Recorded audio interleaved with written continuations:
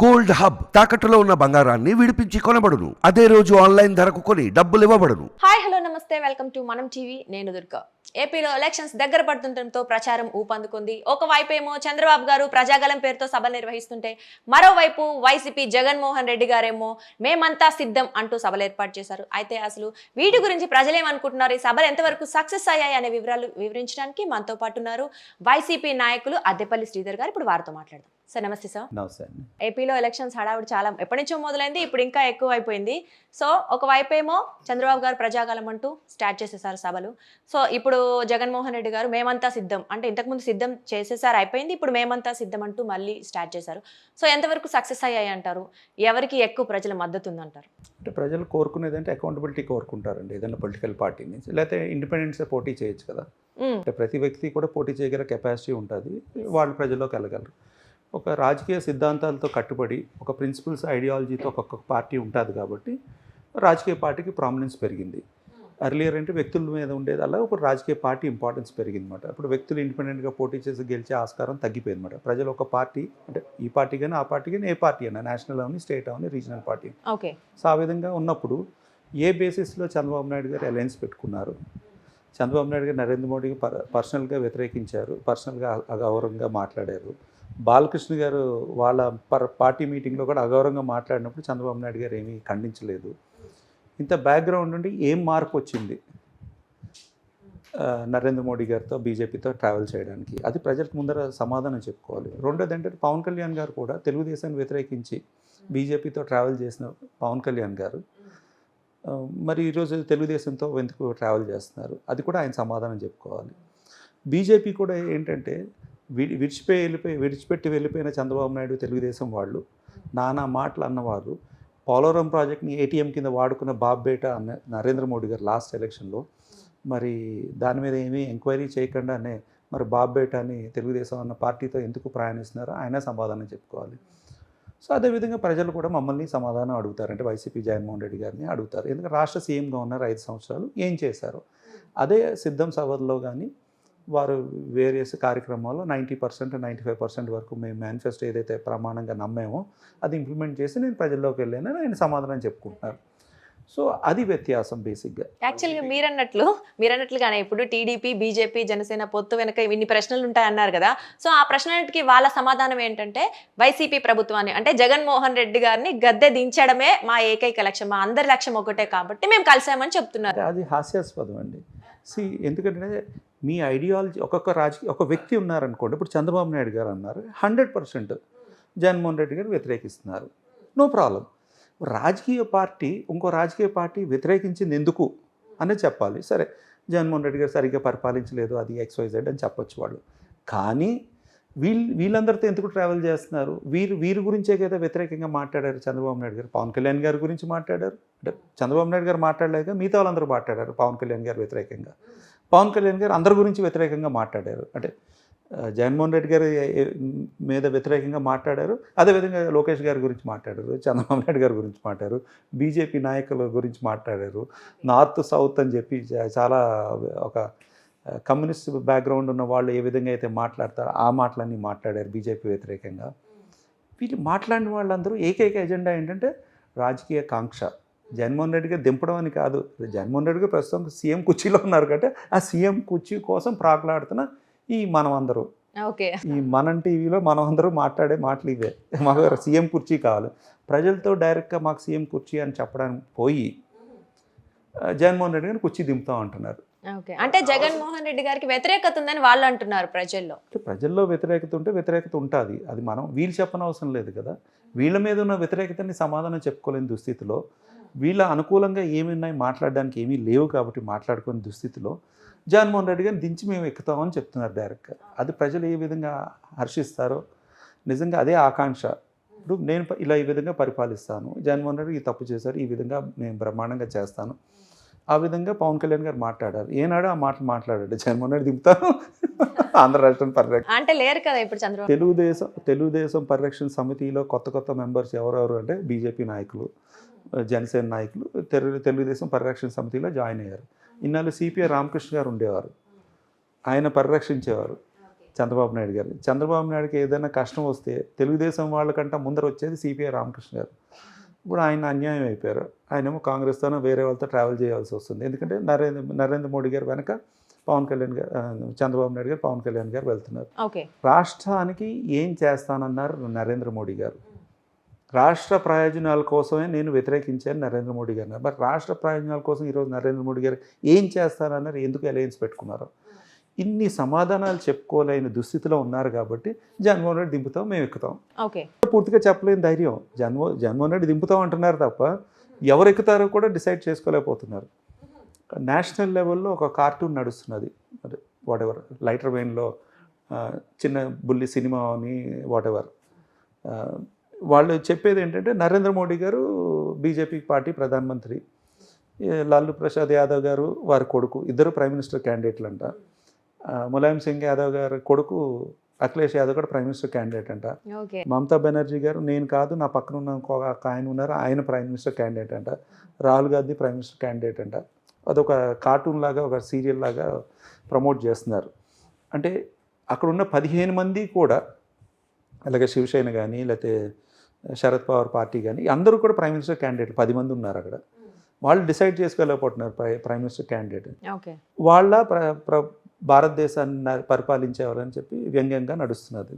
ఇక్కడ ఆంధ్ర రాష్ట్రానికి వచ్చేటప్పటికి చూడండి, బీజేపీలో ఉన్న తెలుగుదేశం నాయకులు, పవన్ కళ్యాణ్ గారు మాకు సీఎం సీట్ వద్దు, చంద్రబాబు నాయుడు సీఎం చేస్తూ ఉంటున్నారు. మరి ఈ రాజకీయ పార్టీలు ఎందుకు? మరి తెలుగుదేశంలో కలిపేసేయండి. ఇదివరకునే ఏమనేవారు, బీజేపీలో జనసేన కలవాలి, టీడీపీ కలవాలి, అప్పుడే మేము మాట్లాడతాం తప్ప మేము అలయన్స్ పెట్టుకున్నాం. విచిత్రంగా ఇప్పుడు వీళ్ళందరూ కూడా తెలుగుదేశం పరిరక్షించడం కోసం ప్రాకులాడుతున్నారు, ప్రయాణిస్తున్నారు. అంటే టీడీపీ పార్టీకి బలం ఎక్కువ ఉంది కదా సార్ ఏపీలో, సో అందుకనే అది బలం ఎక్కువ ఉండుంటే అలయన్స్కి వెళ్తారు. బలం లేదని చంద్రబాబు నాయుడు గారు బాగా తెలుసు కాబట్టి అలయన్స్లోకి వెళ్ళారు. అంటే ఈ మూడితో కంపేర్ చేసినప్పుడు, బీజేపీ జనసేన కంపేర్ చేసినప్పుడు ఖచ్చితంగా టీడీపీకి ఎమ్మెల్యేలు ఎక్కువ ఉంటారు. 23 ఉన్నారు కదా టీడీపీకి. అదే టీడీపీ పెద్ద పార్టీ కదా సార్, సీనియర్. బీజేపీ కంటే నేషనల్ పార్టీ, అంతకంటే పెద్ద పార్టీ ఏమున్నది ఆంధ్రప్రదేశ్లో? అంటే ఏది శాశ్వతం కాదు, ఏ పార్టీ కూడా శాశ్వతం కాదు, మంచి చెడు జరుగుతూ ఉంటుంది. బీజేపీ 2 పార్లమెంట్లు, ప్రధానమంత్రి, లేకపోతే 350 పై సీట్లు వచ్చినాయి. అబ్కి బార్ 400 అంటున్నారు. కాంగ్రెస్ వాళ్ళు అంటే 200 దాటితే గగనం అంటున్నారు వాళ్ళు. తెలుగుదేశం 23 వచ్చినాయి, అందులో 4 వెళ్ళిపోయారు, 18 ఉన్నారు. వాళ్ళు బలంగా ఎక్కడ ఉన్నారు? ఏమీ మార్పు రాలేదు కదా. ఇప్పుడు అలయన్స్ ఉన్నారు, క్యాండిడేట్ ఫైనలైజ్ చేయగలిగారా? ఎక్కడికక్కడ విభజన ఉంది, ఎక్కడెక్కడ డిఫరెన్స్ ఒపీనియన్ ఉన్నది. సో ఇవన్నీ కూడా ప్రజలు క్యారీ చేయలేరు, మెసేజ్ వాళ్ళు క్యారీ చేయలేకపోతున్నారు. ఓకే సార్, అయితే ఇప్పుడు మనం అనుకున్నట్లుగానే సరే ఆ నాయకులు వెళ్తారు సభల ద్వారా ప్రజల్లోకి, ప్రచారంలోకి వెళ్తారు, టీడీపీ కూటమి నుంచి వెళ్తారు, వైసీపీ నుంచి వెళ్తారు. మనం అనుకున్నట్లుగా ఇప్పుడు మేమంతా సిద్ధమంటే జగన్ గారు వెళ్తున్నారు. సో ఆల్రెడీ అధికారంలో ఉన్నారు కాబట్టి ఖచ్చితంగా ప్రజలు ప్రశ్నిస్తారు. అంటే మీరు గత ఎన్నికల్లో హామీలు ఇచ్చారు, మద్యపాన నిషేధం అని, రాష్ట్రానికి ఏమైనా ప్రత్యేక హోదానో ప్రత్యేక ప్యాకేజీలు తీసుకొస్తాం కేంద్ర ప్రభుత్వంతో, అంటే కేంద్ర ప్రభుత్వం మెడలు వంచి తీసుకొస్తామని చెప్పడం జరిగింది. అలాగే రాజధాని గురించి, ముఖ్యంగా ఇప్పటి వరకు కూడా రాష్ట్రానికి ఒక రాజధాని అంటూ చెప్పుకోవడానికి లేదు. సో ఆయన ఏం సమాధానం ఇస్తారు ఈ ప్రశ్న? ప్రజలు అర్థం చేసుకోవాల్సింది ఏంటంటే, ఇప్పుడు న్యూ డెవలప్మెంట్స్, న్యూ టెక్నాలజీ వచ్చిన తర్వాత రాజధాని ఒక చోట ఉండడం కానీ పరిపాలన ఒక చోట నుంచి జరగట్లేదు. అది మనం తెలుసుకోవాలి. ఎందుకంటే టెక్నాలజీ పెరిగింది, ఆధార్ లింకేజ్ ఉంటుంది. ఇప్పుడు ఒక వ్యక్తికి ఇదివరకున రేషను మన ఇంటి దగ్గర ఉన్న రేషన్ షాప్లే మనకు రేషన్ ఇచ్చేవారు. ఇప్పుడు రేషన్ పోర్టబిలిటీ అని చెప్పి నేషనల్ గవర్నమెంట్ స్కీమ్ తీసుకుని వస్తే ఆంధ్రప్రదేశ్లో ఉన్న వ్యక్తి హైదరాబాద్లో పనిచేయడానికి వస్తే ఇక్కడ రేషన్ తీసుకోవచ్చు, కలకటాకి వెళ్తే కలకటాలో రేషన్ తీసుకోవచ్చు, ఢిల్లీకి వెళ్తే ఢిల్లీలో కూడా రేషన్ తీసుకోవచ్చు. అంత టెక్నాలజీ మారింది. అంటే భారతీయుడికి భారతదేశ ప్రభుత్వం ఏదైతే గ్యారంటీ ఇచ్చిందో వెల్ఫేర్ స్కీమ్స్లో మొబిలిటీ ఇచ్చిందన్నమాట. నువ్వు పని చేసుకోవడానికి వెళ్ళిన వాడు ఆ విధంగా. అండ్ జగన్మోహన్ రెడ్డి గారు ఇదివరకు రోజులు ఎలా ఉండేది, పెన్షన్ కోసం ఆ పెన్షన్ ఆఫీస్ దగ్గరికి వెళ్ళి వారం రోజులు 10 రోజులు ఉన్న తర్వాత దఫాలుగా పెన్షన్ ఇచ్చేవారు. ఈరోజు ఇంటికి దగ్గరికి పెన్షన్ తీసుకుని రావడం జరిగింది. అది పెను మార్పు భారతదేశంలోనే. ఎక్కడ ఏ రాష్ట్రంలో కూడా ఈ విధంగా చేయలేదు. 3,000 ఇచ్చేది కూడా ఏదైతే పెంచారో ఆ విధంగా దఫాలుగా పెంచుతానన్నారు. మద్యపాన నిషేధం కూడా దఫాలుగా తగ్గిస్తానన్నారు, ఆ విధంగా తగ్గించారు. రెవెన్యూ పెరిగింది, రేట్లు పెంచారు కాబట్టి. కంప్లీట్ మద్యపాన నిషేధం అని జగన్మోహన్ రెడ్డి గారు అనలేదు, అన్నారు కదా. అంటే ఆడబిడ్డలందరికీ హామీ ఇస్తున్నానన్నారు. అంటే మద్యపాన నిషేధం దఫాలుగా చేస్తానన్నారు. డెఫినెట్లీ ఇప్పుడు మద్యపానం చెయ్యొచ్చా చేయకూడదా డిబేటబుల్ పాయింట్. బట్ భారతదేశంలో అత్యధికంగా పెద్ద రాష్ట్రం, అత్యధికంగా మధ్య మీద రెవెన్యూ వచ్చేది ఉత్తరప్రదేశ్. ఉత్తరప్రదేశ్ రాష్ట్ర ప్రభుత్వం ఎవరు? ఆదిత్య యోగినాథ్ గారు, బీజేపీ ప్రభుత్వం. భారతదేశం అత్యధికంగా. ఇదివరకు ఉమ్మడి ఆంధ్రప్రదేశ్లో 30,000 కోట్లు వచ్చేది రెవెన్యూ. సర్ప్రైజింగ్లీ ప్రజలు కూడా ఆశ్చర్యపోతారు అన్నమాట. విడివిడిగా ఆంధ్రప్రదేశ్కి తెలంగాణకి 30,000 కోట్లు వస్తున్నది రెవెన్యూ. ఎస్, అందుకే అంటే కావాలని రేట్లు పెంచారు. అయినా ఎటువంటి అంటే చీప్ క్వాలిటీ కూడా తయారు చేస్తున్నారు. చీప్ లిక్, దీస్ ఆర్ ఆల్ ఫ్రాడ్ అండి. అంత జెన్యూన్ కాదు. See there is a standard organisations ఉన్నాయి. భారతదేశ ప్రభుత్వం పెట్టిన ల్యాబ్స్ ఉన్నాయి. ఇప్పుడు ఒక ప్రోడక్ట్ కానీ, అంటే ఇప్పుడు లిక్కర్ అనే కాదు, ఏ ప్రోడక్ట్ అండి, ఒక పాల ప్యాకెట్ కానీ, లేకపోతే ఒక చీజ్ కానీ, ఒక బ్రెడ్ కానీ, మనకి ఏదైనా ఇబ్బంది కలిగితే మనం కన్జ్యూమర్ ఫోరంలో కంప్లైంట్ ఇవ్వచ్చు, లేకపోతే ఏదైనా ల్యాబ్కి రిఫర్ చేయొచ్చు, గవర్నమెంట్ పోలీస్ స్టేషన్లో కూడా కంప్లైంట్ ఇవ్వచ్చు. అండ్ నేషనల్ పోర్టల్ ఉంది, సెంట్రల్ గవర్నమెంట్ పోర్టల్లో, దాంట్లో కూడా బ్యాచ్ నెంబర్ ఫోటో పెట్టి మనం కంప్లైంట్ ఇవ్వచ్చు. లిక్కర్కే అని కాదు, దేనికన్నా సరే. లోకల్ మేడ్ చీప్ లిక్కర్ తయారు చేస్తున్నారు అంటున్నారు కదా. అంటే ఇల్లీగల్ బిజినెస్ గురించి నేను మాట్లాడట్లేదు. అఫీషియల్గా లిక్కర్ అనేది చీప్ లిక్కర్. అది ఇప్పుడు కొంతమంది తెలుగుదేశం నాయకులే, ఇప్పుడు వైసీపీకి వచ్చిన నాని కానీ వంశీ అంటే ఆ చీప్ లిక్కర్ సృష్టించింది క్రియేటరే చంద్రబాబు నాయుడు. అప్పుడు దాకా చీప్ లిక్కర్ లేదు. అంటే వాళ్ళిద్దరు పర్సనల్గా ఆయన బాగా క్లోజ్, ఆయన డిఫర్ అయ్యారు. బట్ వాళ్ళు అన్న మాట నేను చెప్తున్నాను. అసలు భారతదేశంలో చీప్ లిక్కర్ క్రియేట్ చేసిందే చంద్రబాబు నాయుడు గారు. భారతదేశంలో ఎన్టీ రామారావు గారు ప్రొహిబిషన్ పెడితే ఎత్తేసింది కూడా చంద్రబాబు నాయుడు గారు. ఆయనకి ఏం క్రెడిబిలిటీ ఉన్నది అంటే వారు ఏదనుకుంటే దానికి వంత పాడే ఛానల్స్, పత్రికలు ఉన్నాయి కాబట్టి నడిచిపోతుంది. బట్ ప్రజలు చూసేది ఏంటంటే ఏది నిజం, ఏది అబద్ధం. ఇప్పుడు ఏది నిజం అంటారు మీరు? ఏది నిజం అంటే డెఫినెట్గా తాగొద్దు అని అందరూ చెప్తున్నాము. There is no doubt about it. Health కాపాడుకోండి, ఉద్యోగాలు చేయండి. ఉద్యోగం చేయని వాళ్ళకి పెన్షన్ ఇస్తున్నాము, వయసు మళ్ళిన వాళ్ళకి పెన్షన్ ఇస్తున్నాము. మన చేతుల కెపాసిటీ ఉన్న కొద్దీ జగన్మోహన్ రెడ్డి గారు పనిచేశారు. అంటే దేర్ ఇస్ కొంత డబ్బులు ఉన్న వాళ్ళు, మమ్మల్ని వ్యతిరేకించే వాళ్ళు ఏమంటారంటే వెల్ఫేర్ కింద ఇవ్వడం తప్పు అంటారు. మనకి నోబెల్ ప్రైజ్ ఇచ్చిన వెస్ట్ బెంగాల్ నుంచి అమెరికాలో ఉండే ఆయన పెద్ద ఆయనకి దీని మీద రీసెర్చ్ చేస్తేనే ఆయనకి అవార్డు ఇచ్చారు, నోబెల్ ప్రైజ్ ఎకానమీలో. ఏంటంటే వెల్ఫేర్ స్కీమ్స్ టార్గెట్ చేసి, వెరిఫై చేసి, నీడ్ పీపుల్కి ఎవరికైతే అవసరం ఉందో వాళ్ళకి ఇవ్వాలి. అది వ్యత్యాసం నేను చెప్తాను. తెలంగాణ రాష్ట్రంలో డబ్బులున్న పెద్దవాళ్ళకి కూడా, అంటే 100 ఎకరాలు 50 ఎకరాలు ఐఏఎస్ ఆఫీసర్స్, మీ ఎమ్మెల్యేలు, కేసీఆర్ గారిని వ్యతిరేకించే పెద్దవాళ్ళు అందరికీ కూడా రైతు బంధు ఇచ్చారు. అది తప్పు. రియల్ ఎస్టేట్ చేసుకునే భూములకి, కొండ గుట్ట అలాంటి వాటికి కూడా రైతు బంధు ఇచ్చారు. అది తప్పు. అది ఈరోజు రేవంత్ రెడ్డి గారు కొత్త సీఎం వచ్చింది, అది మార్పు చేస్తానన్నారు. అంటే డిజర్వింగ్ కాని వాళ్ళకి, అర్హత లేని వాళ్ళకి, డబ్బులు ఉన్న వాళ్ళకి మనం ఇవ్వనవసరం లేదు. కానీ కేసీఆర్ గారు రాజకీయ కాంక్ష కోసం, రాజకీయ లబ్ధి కోసం ఆ విధంగా చేశారు. అంటే వెల్ఫేర్ మెజర్స్ ఎవరికి ఇవ్వాలో అసర్టైన్ చేసుకుని, క్వాంటిఫై చేసి వాళ్ళకి నీడ్ ఉంటే ఇవ్వాలి. అది జగన్మోహన్ రెడ్డి గారు చేస్తున్నారు ఆ రాష్ట్రంలో. అక్కడ కూడా రైతు బంధు ఇస్తున్నాం, రైతు భరోసా, రైతు బంధు, ఇవన్నీ అంటే రైతులకి సహకరించడం. ఏదైతే నేషనల్ స్కీమ్ ఉన్నదో 5 ఎకరాలు ఉన్న వాళ్ళకి మనం ఇస్తున్నాం. టెనెంట్ ఫార్మర్స్కి తెలంగాణ రాష్ట్రంలో ఇవ్వట్లేటే, ఎవరైతే అద్దెకి తీసుకుని, రెంట్కి తీసుకుని టెనెంట్స్ కింద ఉండే ఫార్మర్స్కి తెలంగాణ రాష్ట్రం ఇవ్వట్లేదు. ఆంధ్ర రాష్ట్రం జగన్మోహన్ రెడ్డి గారు సాయం చేస్తున్నారు. అంటే భూమి ఉన్న రైతుకి ప్రభుత్వం సాయం చేస్తుంది తెలంగాణలో కానీ ఇతర సెంట్రల్ గవర్నమెంట్. భూమి లేని రైతు, కౌలు రైతు శిస్తుకు తీసుకుని కౌలు రైతులుగా ఉన్నారు, చెయ్యూతనివ్వమంటారు. అంటే భూమి ఉన్న రైతు అట్లీస్ట్ వాడికి భూమి ఉంది, ఓనర్, చిన్నవాడో పెద్దవాడో, చిన్న సన్నకారో పెద్ద ఏదో రైతు. బట్ భూమి కూడా సెంటు భూమి లేని సన్నకారు రైతు, ఎవరైతే కౌలు మీద చేసే రైతు, టెనెంట్ ఫార్మర్ ఉన్నారో వారికి ఏ చేయలేదు. అది జగన్మోహన్ రెడ్డి గారు ఇస్తున్నారు. ఇప్పుడు జూబ్లీస్లో పెద్ద పెద్ద వాళ్ళు ఉండేవాళ్ళు, వాళ్ళందరికీ 10,000 లీటర్స్ ఫ్రీగా ఇస్తున్నారు వాటర్. జిహెచ్ఎంసీ ఎలక్షన్స్ వచ్చినప్పుడు కేసీఆర్ గారు ప్రామిస్ చేశారు, పొలిటికల్ ప్రామిస్, అది రాజకీయం కోసం. పెద్దవాళ్ళకి 10,000 లీటర్స్ ఫ్రీ వాటర్ అవసరమా అండి? మన జనరల్గా భారతదేశంలో ఉన్న జనరల్ పాలసీ ఏంటంటే, ఇదివరకున ఒక 30-40 ఏళ్ళ కిందట వీధి చివర ట్యాప్ ఉండేది. అదంటే కామన్ ట్యాప్ అంటే దానికి బిల్లు వచ్చేది కాదు. ఎవరు కావాల్సి వాళ్ళు 2 hours 3 hours మార్నింగ్ ఈవినింగ్ వచ్చేది. అన్ని ప్రదేశాల్లో వచ్చేది, పట్టుకునేవారు, యూజ్ చేసుకునేవారు. తర్వాత క్రమేపీ ప్రతి ఇంటికి నల్ల వాటర్ ట్యాప్ ఇచ్చారు. వాటర్ ట్యాప్ ఇచ్చిన తర్వాత దానికి కూడా బిల్లు వచ్చేది కాదు. తర్వాత క్రమేపీ డబ్బులు ఉన్న వాళ్ళకి మనం మినిమం ట్యాప్కి 100 రూపీస్ 200 రూపీస్ అని ఛార్జ్ చేయడం మొదలుపెట్టారు. తర్వాత ఏంటి, ప్రతి ట్యాప్కి మీటర్ పెట్టారు.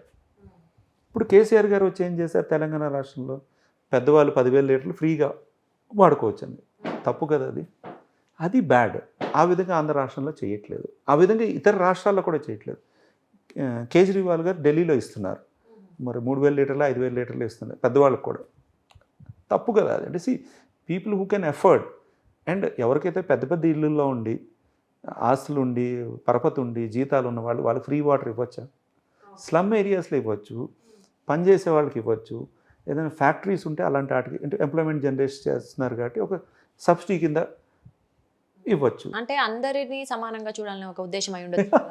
ఇది చాలా తప్పు కదా. అందరికీ సమానం ఏంటంటే వాళ్ళకి కోట్లు ఉన్న వాళ్ళకి ప్రభుత్వానికి అందరూ సమానమే కదా, పెద్దవాళ్ళు ఏంటి చిన్నవాళ్ళు ఏంటి, చట్టానికి అందరూ సమానమైనట్టే ప్రభుత్వానికి కూడా అందరూ సమానమే. మీరు కరెక్ట్గా కేసీఆర్ గారు మెసెంజర్ మాట. చట్టం ఏం చెప్తుందంటే సమానంగా చూడండి అంటుంది, కానీ వారు సమానమా కాదా అన్నది వెరిఫై చేయమంటుంది. ఓకే, అంటే వాళ్ళు కోట్లు ఉన్నవాడు సామాన్యుడికి కలిపి నేను సమానంగా చూస్తానంటే ఎలాగా? నువ్వు సమానంగానే చూడాలి, కానీ అతనికి అర్హత ఉంది, కెపాసిటీ ఉంది, కోట్లు ఉన్నాయి, లక్షలు ఉన్నాయి, లేకపోతే వేలు ఉన్నాయి, వాళ్ళు ఫ్రీ వాటర్ ఇవ్వకూడదు కదా. Okay sir. జిహెచ్ఎంసీ ఎలక్షన్ కోసం చేశారు, ఆ విధంగా ఆంధ్ర రాష్ట్రంలో ఎక్కడ ఫ్రీ వాటర్ లేదు. ఓకే, మనం ఛార్జ్ చేస్తున్నాం, చిన్నవాళ్ళకి ఎలాగో ఫ్రీ ఉన్నది. సో అది ఆ వ్యత్యాసాలన్నీ కూడా కనిపెట్టుకుని జగన్మోహన్ రెడ్డి గారు చేస్తున్నారు.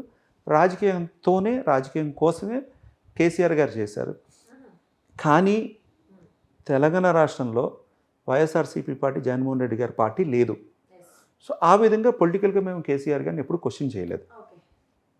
కానీ తెలంగాణలో తెలుగుదేశం ఉండేది, తెలంగాణలో జనసేన ఉన్నది. వీళ్ళిద్దరూ ఈనాడు కేసీఆర్ గారిని పల్లెత్తి మాట మాట్లాడలేదు.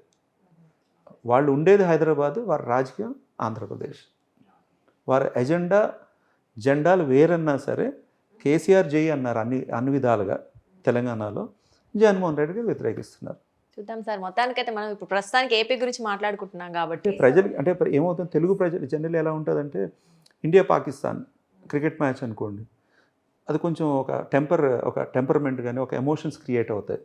ఎందుకంటే ఇదివరకు పాకిస్తాన్తో మనతో ఉంది, ఆ దేశం భారతదేశంలోనే ఉంది. దెన్ పాకిస్తాన్ ఇండియాకి వార్ అయ్యింది, అందుకని ఎవరు గెలిపోవటంలో అన్నది కొంచెం కంపేర్ చేసుకుంటాం. బర్మాతో కానీ శ్రీలంకతో కంపేర్ చేసుకోం. అదేవిధంగా తెలుగు వాళ్ళు కూడా ఉభయ తెలుగు రాష్ట్రాల్లో ఉన్నవి కంపేర్ చేసుకుంటారు. మిగతా తమిళనాడులో ఏమైనా పర్లేదు, మహారాష్ట్రలో ఏమైనా పర్లేదు అనుకుంటారు. తెలంగాణలో ఏమవుతుంది, ఆంధ్రాలో ఏమవుతుంది, వీళ్ళు అక్కడేం మాట్లాడుతున్నారు, వీళ్ళు ఇక్కడే మాట్లాడుతున్నారు. ఎస్ సార్, చూద్దాం. మొత్తానికి అసలు ఏపీలో అయితే ఇద్దరు స్టార్ట్ చేశారు, ఇద్దరు అధినేతలు, అటు వైసీపీ నుంచి ఇటు చంద్రబాబు గారు కూడా టీడీపీ నుంచి. సో అసలు వీళ్ళు వెళ్తే ప్రజలు ముందు ఎలా స్వీకరిస్తారు, ఫస్ట్ ఎలా స్వీకరిస్తారు, వాళ్ళు ఎటువంటి క్వశ్చన్స్ అడుగుతారు, వీళ్ళు ఎలాంటి వివరణలు ఇస్తారు, ఎట్లయినా అంతిమ నిర్ణేతలు వచ్చేసి ప్రజలే కాబట్టి వాళ్ళు అసలు ఎవరి వైపు నిలుస్తారు, ఇవన్నీ మరికొద్ది రోజుల్లో తేలబోతున్నాయి. చూద్దాం sir. Thank you so much.